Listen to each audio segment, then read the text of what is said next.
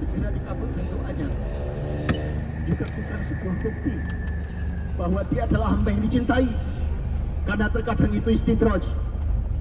Kalimat setelah itu, dalam riwayat itu dikatakan, wa innal 'abda la yad'u Allah, seorang hamba berdoa pada Allah Azza wa Jalla, wa yaqulullah, maka Allah berkata, ya Jibril, iqdi li 'abdi hadha hajatahu wa ajilha fa inni akrahu asma' sauta. Jibril, percepat beri permintaannya, aku tidak suka mendengar suaranya. Kalau diberi segera bukan bukti bahwa kita dicintai Allah. Kadang istidraj waliyadzubillah. Biarlah Allah yang menentukan. Panjatkan semua doa, minta apa saja, yakinlah bahwa Allah mengabulkannya. Kita punya Tuhan yang maha baik.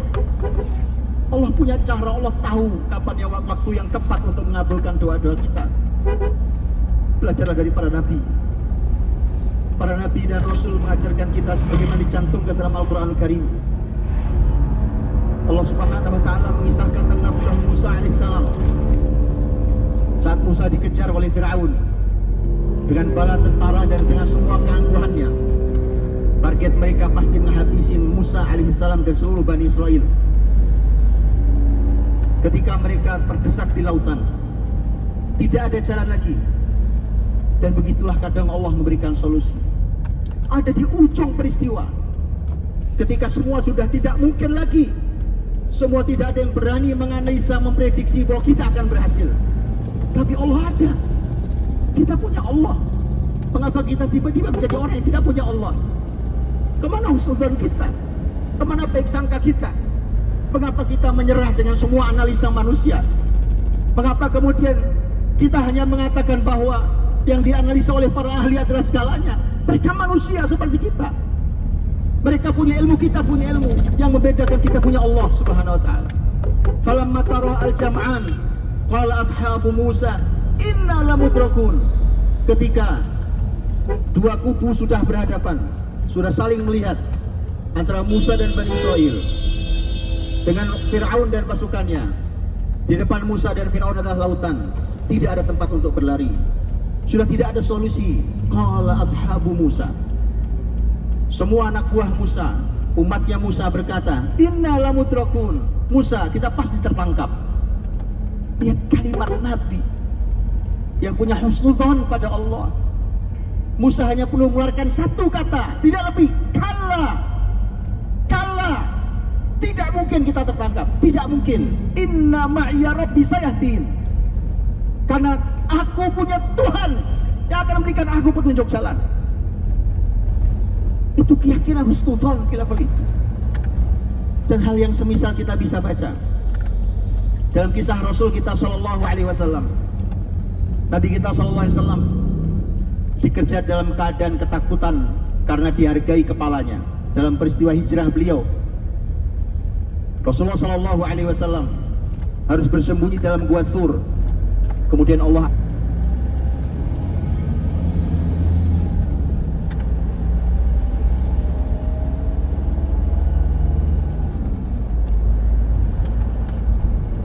abadikan dalam Al-Quran. Allah berfirman, illa tansuruh faqad nasarahullah idh akhrajahu alladhina kafaru thaniyatnain idh huma fil ghar idh yaqulu li sahibihi la tahzan innallaha ma'ana.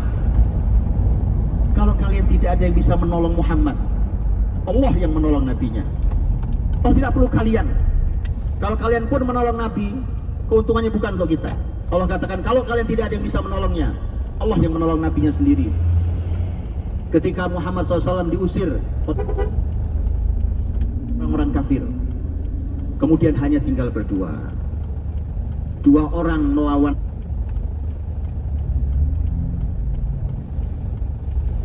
satu bangsa, hanya berdua. Analisa manusia mana yang berani mengatakan dua menang melawan seluruh bangsa?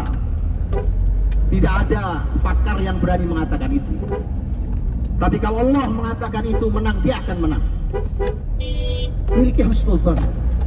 Man yathnain idhuma fil ghar. Abu Bakar menangis. Abu Bakar menangis melihat peristiwa itu. Karena Abu Bakar mengatakan, ya Rasul,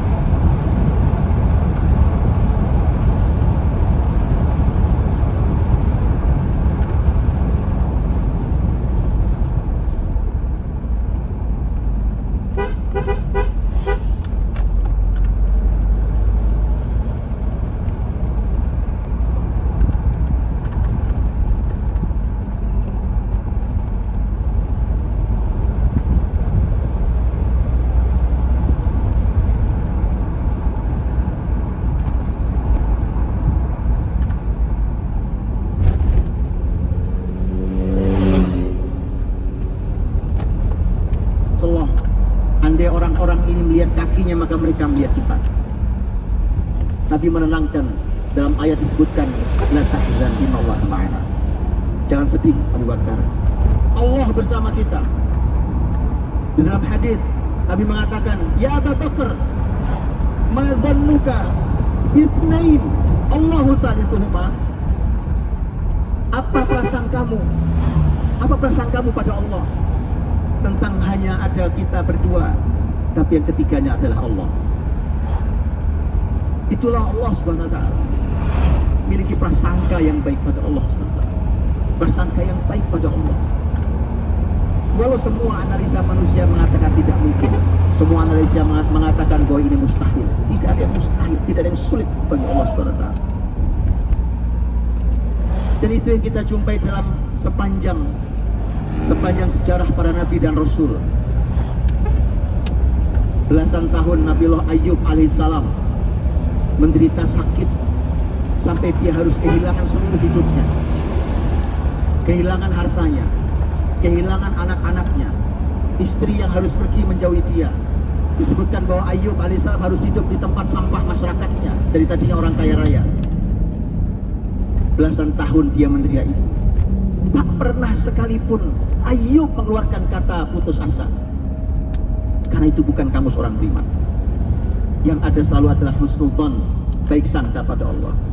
Dan Allah berikan sebagaimana sangka Ayyub kepada Allah. Hal yang sama Zakaria alaihissalam. Di usia sampai usia tuanya, saat semua tulang sudah lemah, saat kepala sudah menyala putih dan beruban, semua orang sudah mengatakan bahwa mustahil Zakaria punya keturunan. Tapi Zakaria menjaga husnudzon kepada Allah dalam hidupnya. Sampai akhirnya kita semua tahu. Kurang sedih apa seorang Yakub alaihissalam. Kesedihan yang sampai membungkukkan tulang punggungnya. sampai membuat buta kedua matanya, kehilangan anak yang paling dikasihinya. Sejarah menyebutkan puluhan tahun lamanya, puluhan tahun Yakub alaihissalam masih mampu menjaga harap, menjaga baik sangkanya pada Allah, sampai Allah berikan sebagaimana prasangka baiknya. Dan Nabi kita Muhammad SAW, Nabi yang disakiti, di dakwah Taif beliau bukan hanya ditolak biasa, tapi dilempari dengan luka-luka pada kaki beliau SAW. Kaki mulia itu berdarah, bukan perihnya kaki, tapi sedihnya hati tentang seorang nabi yang diusir oleh kaumnya sendiri, padahal yang mau diajarkan adalah kebaikan dan keselamatan. Tapi kemudian datang malaikat menawarkan hukuman. Nabi Muhammad SAW masih menjaga harap itu, husnudzon pada Allah. Mereka sekarang memang tidak terima, wahai malaikat. Walakin arju an yakhruja min aslabihim man ya'budullaha wahdah. Tapi saya masih berharap akan lahir kelak dari tulang sulbi mereka anak keturunan yang hanya mau beribadah kepada Allah Subhanahu wa taala. Dan Allah berikan dalam rentang kurang lebih 12 tahun Taif yang seluruh generasinya masuk Islam. Begitulah husnudzon pada Allah Subhanahu wa taala. Tidak pernah boleh ada yang menyerah hanya oleh sebuah musibah. Tidak ada yang boleh berhenti hanya oleh permasalahan hidup kita. Al-Imam Asy-Syafi'i rahimahullah ta'ala memberikan nasihat dalam syair beliau. Qul lilladzi mala'at tasha'umu qalbahu wa madha yudayyiqu hawlana al-afaqa sirru sa'adati husnul dhannika billadzi khalaqal hayata wa qassamal arzaqa. Kata Imam Syafi'i rahimahullah ta'ala, katakan pada semua orang yang sudah tidak punya harap dalam hidupnya dan dia berjalan dalam keadaan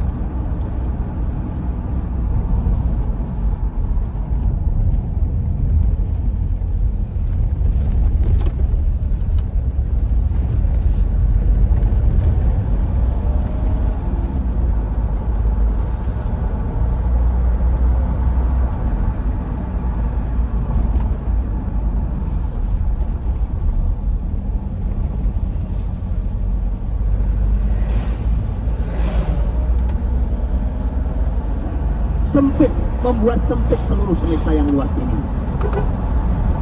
Kunci bahagiamu adalah husnudzonmu kepada yang menciptakan kehidupan ini dan kepada yang membagi rezeki. Saudaraku dirahmati Allah Subhanahu wa taala. Inilah yang harus terus kita jaga. Husnudzon kita pada Allah, baik sangka kita kepada Allah Subhanahu wa taala. Ini yang harus terus kita miliki. Tidak mudah memang menjaganya, karena seringkali 1-2 musibah kita masih bertahan. Tapi ketika itu beruntun, apalagi bertahun, kita mulai merasa bahwa ini adalah akhir dari segalanya. Tidak ada. Ingatlah selalu kisah Musa dengan satu kata, kalla, kalla, innahu rabbi sahdin. Tidak mungkin. Semua ini akan ada solusinya. Allah yang akan berikan petunjuk. Saudaraku dirahmati Allah Subhanahu wa taala. Maka ini adalah kesempatan mahal di bulan Ramadan ini. Ini adalah bulan yang istimewa untuk kita memelihara husnudzon ini, dan inilah salah satu hikmah dari i'tikaf.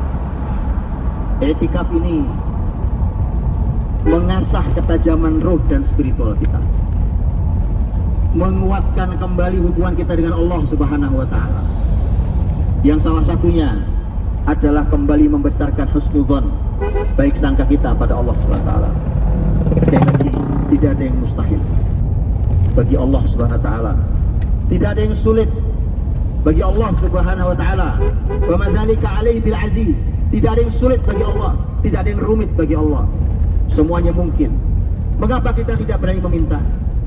Mengapa kita tidak berani berdoa? Kita punya Tuhan yang Maha Baik. Perhatikan ayat berikut ini. Saat semua manusia dengan semua masalah dan keangkuhannya, di sana berkumpul semua orang yang pernah menjadi orang besar di bumi dan orang-orang yang biasa, orang-orang yang senang di bumi dan orang-orang yang sengsara. Saat itu tidak ada satupun yang berbicara di hadapan pengadilan Allah. Keadaan sangat sulit dan menakutkan. Tapi dengarkan kalimat ayat, wa khasya'atil aswatu lirrahman fala tasma'u illa hamsa. Semua suara mengecil. Tidak ada yang bicara. Di hadapan siapa? Di hadapan Ar-Rahman. Yang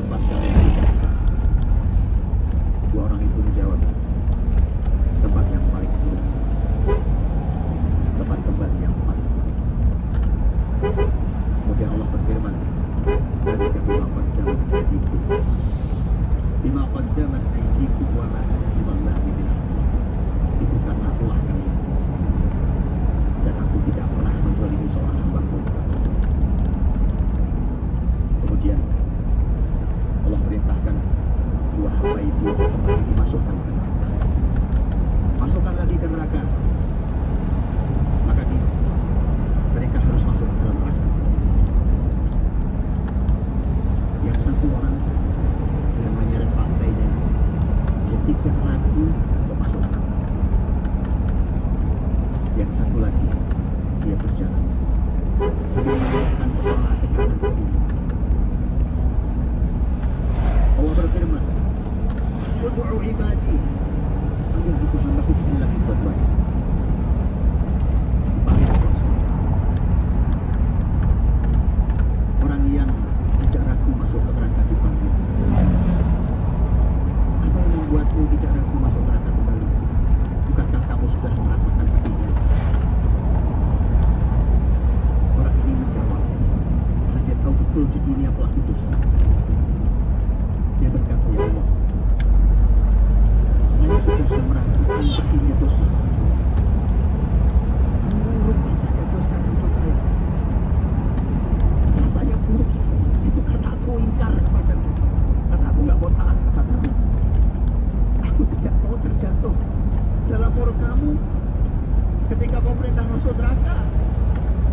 Untuk supaya tidak masuk neraka, aku tidak mau jatuh dalam murkamu lagi yang kedua kalinya. Biarlah aku masuk neraka. Yang penting aku tidak murka dua kali dalam hidupku." Itu orang yang pertama. Orang yang kedua berkata, Allah tanya, "Ma hamalaka ala ma sana'ta?" Apa yang membuatmu melakukan itu? Orang yang tengok itu kemudian menjawab, dia mengatakan, "Ya Rob, maka nazarni bik." Bukan begini prasangkaku kepadamu. Bukan ini prasangkaku kepadamu. Kata Allah, "Wa ma kana dhannuka bi." Memangnya apa yang sudah kau prasangkakan padaku? Orang itu mengatakan, "Dhanni bika id akhrajtani minha annaka la tu'iduni ilaiha." Ya Allah, prasangkaku kepadamu saat kau keluarkan aku dari neraka. Aku yakin bahwa engkau tidak akan mengembalikanku lagi ke neraka. Itu prasangkaku kepadamu. Maka kata Allah, "Masukkan mereka berdua ke dalam surga." Masukkan dalam surga. Yang satu karena takut mendapatkan murka untuk kedua kalinya, dan yang satu ternyata sangat baik pada Tuhannya. Punya prasangka yang baik, prasangka baik padamu ya Allah. Dan Allah masukkan seseorang ke surga padahal penghuni neraka dengan prasangka. Allahumma shalli wa sallim wa barik ala nabiyina Muhammad wa ala alihi wa sahbihi ajma'in. Alhamdulillahirabbil alamin. Dari wa'fi ni'amahu wa kafi mazidah. Ya Rabbana lakal hamdu wa lakal syukr kama yanbaghi li jalali wajhikal karim wa 'azimi sultanik. Allahumma inna nas'aluka wa nashhadu annaka anta Allah la ilaha illa antal ahadus samad lam yalid wa lam yulad wa lam yakul lahu kufuwan ahad.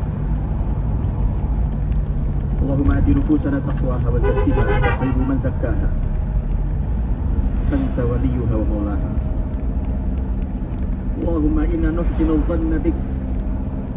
Allahumma inna nuhsinu dhanna bik. Allahumma inna dhannana bik. Allahumma inna husna dhannina bik an tarhamana. Allahumma inna husna dhannina bik an taghfir lana. Allahumma inna husna dhannina bik an taghfir walidina wa tarhamahum wa taj'al quburahum rawdatan min riyadil jannah. Allahumma inna husna dhannina bik an tansura ikhwana al-mujahidin fi Filistin. Allahumma inna husna dhannina bik an tarfa'a darajatina wa ta'fu 'anna wa taqilu 'atharatina. Allahumma la sahla illa ma ja'altahu sahla wa anta taj'alul hizna idza syi'ta sahla. Allahumma hadha ad-du'a wa minkal ijabah. Allahumma hadha ad-du'a wa minkal ijabah. Allahumma hadha ad-du'a wa minkal ijabah. Allahumma ilaikal mushtaka wa 'alaika tuklan. Ya arhamar rahimin, ya mujibas sa'ilin. Rabbana ighfir lana wa li ikhwanina alladziina sabaquna bil iman wa la taj'al fi qulubina ghillan lil ladziina amanu rabbana innaka ra'ufur rahim. Rabbana atina fid dunya hasanah wa fil akhirati hasanah wa qina adzabannar. Subhana rabbika rabbil izzati 'amma yasifun wa salamun 'alal mursalin walhamdulillahi rabbil alamin. Aqimissalah.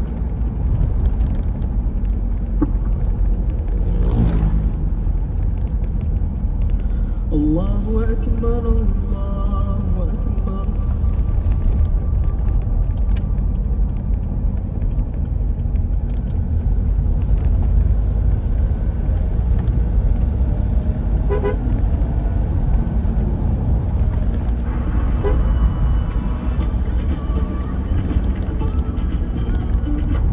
Untuk tarikan motor halus dan efisien, gunakan Shell Super dan Shell V-Power untuk performa mesin maksimal. Shell, kasih lebih. Bismillahirrahmanirrahim. Alhamdulillahilladzi anzala ala 'abdihi al-kitaba wa lam yaj'al lahu 'iwaja. قيما لينذر بأسا شديدا من لدنه ويبشر المؤمنين الذين يعملون الصالحات أن لهم أجرا حسنا ماكثين فيه أبدا وينذر الذين قالوا اتخذ الله ولدا ما لهم به من علم ولا لآبائهم كبرت كلمة تخرج من أفواههم إن يقولون إلا كذبا فلعلك باخع نفسك على آثارهم إن لم يؤمنوا بهذا الحديث أسفا إنا جعلنا ما على الأرض زينة لها لنبلوهم أيهم أحسن عملا وإنا لجاعلون ما عليها صعيدا جرزا أم حسبت أن أصحاب الكهف والرقيم كانوا من آياتنا عجبا إذ أوى الفتية إلى الكهف فقالوا ربنا آتنا من لدنك رحمة وهيئ لنا من أمرنا رشدا فضربنا على آذانهم في الكهف سنين عددا ثم بعثناهم لنعلم أي الحزبين أحصى لما لبثوا أمدا نحن نقص عليك نبأهم بالحق إنهم فتية آمنوا بربهم وزدناهم هدى وربطنا على قلوبهم إذ قاموا فقالوا ربنا رب السماوات والأرض لن ندعو من دونه إلها لقد قلنا إذا شططا هؤلاء قوم اتخذوا من دونه آلهة لولا يأتون عليهم بسلطان بين فمن أظلم ممن افترى على الله كذبا وإذ اعتزلتموهم وما يعبدون إلا الله فأووا إلى الكهف ينشر لكم ربكم من رحمته ويهيئ لكم من أمركم مرفقا وترى الشمس إذا طلعت تزاور عن كهفهم ذات اليمين وإذا غربت تقرضهم ذات الشمال وهم في فجوة منه ذلك من آيات الله من يهد الله فهو المهتد ومن يضلل فلن تجد له وليا تحسبهم أيقاظا وهم رقود ونقلبهم ذات اليمين وذات الشمال وكلبهم باسط ذراعيه بالوصيد لو اطلعت عليهم لوليت منهم فرارا ولملئت منهم رعبا وكذلك بعثناهم ليتساءلوا بينهم قال قائل منهم كم لبثتم قالوا لبثنا يوما أو بعض يوم قالوا ربكم أعلم بما لبثتم فابعثوا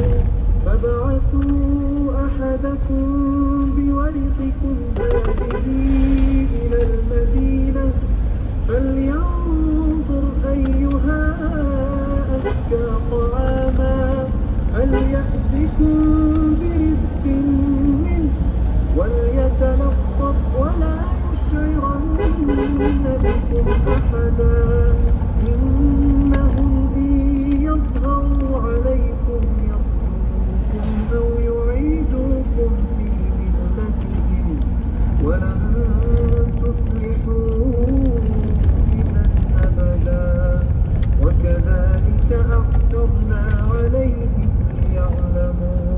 ليعلموا أن وعد الله حق وأن الساعة لا ريب فيها يتنازعون بينهم أمرهم فقالوا بنوا عليهم بنيانا ربهم أعلم بهم قال الذين غلبوا على أمرهم لنتخذن عليهم مسجدا سيقولون ثلاثة رابعهم كلبهم ويقولون خمسة سادسهم كلبهم رجما بالغيب ويقولون سبعة وثامنهم كلبهم قل ربي أعلم بعدتهم ما يعلمهم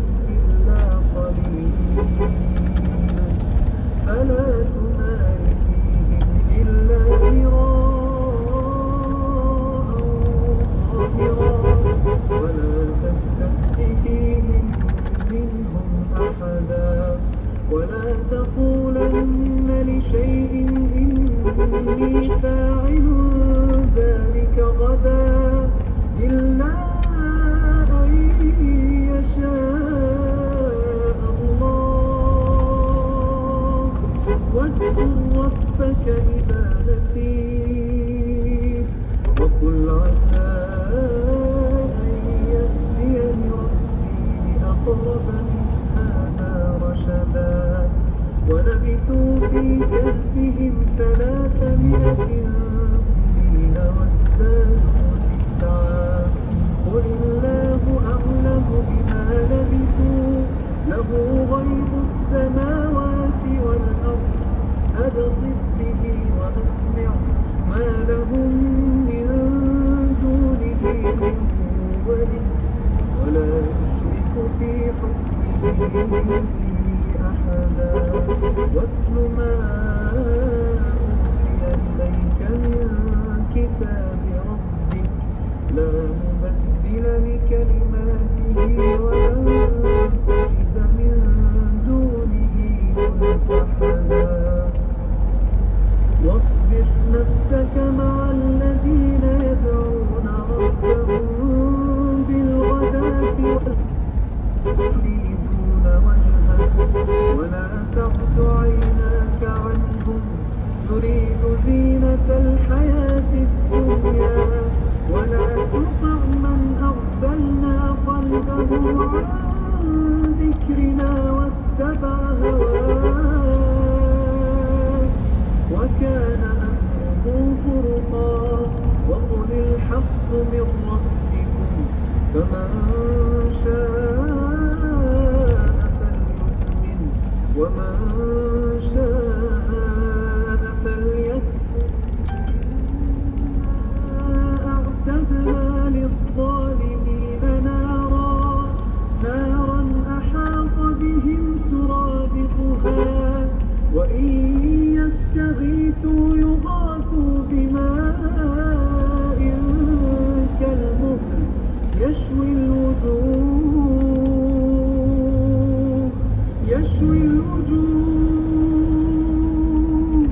بئس الشراب وساءت مرتفقا إن الذين آمنوا وعملوا الصالحات إنا لا نضيع أجر من أحسن عملا أولئك لهم جنات عدن تجري من تحتهم الأنهار يحلون فيها من أساور من ذهب ويلبسون ثيابا خضرا من سندس واستبرق متكئين فيها على الأرائك نعم الثواب وحسنت مرتفقا واضرب لهم مثلا الرجلين جعلنا لأحدهما جنتين من أعناب وحففناهما بنخل وجعلنا بينهما زرعا كلتا الجنتين آتت أكلها ولم تظلم منه شيئا وفجرنا خلالهما نهرا وكان له ثمر فقال لصاحبه وهو يحاوره أنا أكثر منك مالا وأعز نفرا ودخل جنته وهو ظالم لنفسه قال ما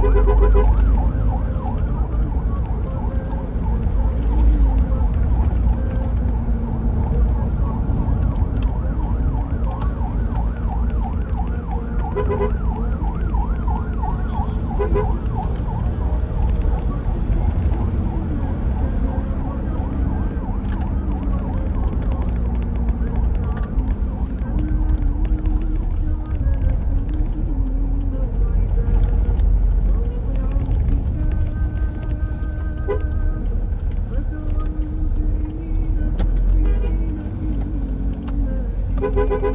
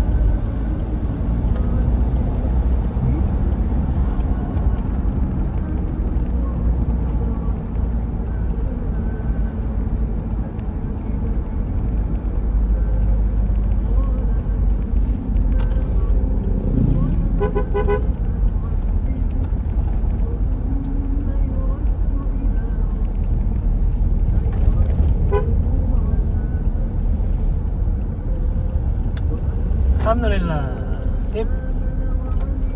Medan, Brastagi, Pancur Batu 1 jam. Alhamdulillah.